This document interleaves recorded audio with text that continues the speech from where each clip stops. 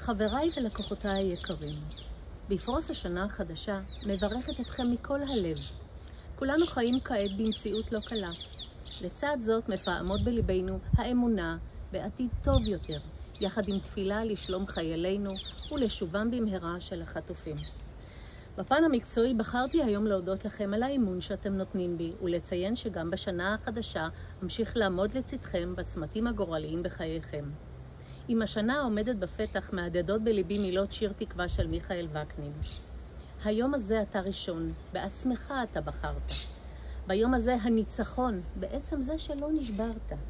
יש בדידות, יש כאב, והתקווה איתך נשארת. אל תוותר מיד, אם לא עכשיו, אולי עוד שנה. אני מאחלת לכם ולכל עם ישראל שנה טובה יותר, שנת בריאות, שמחה, התחדשות, בניין הארץ ותקווה. שלכם, עורכת דין גילה פרים.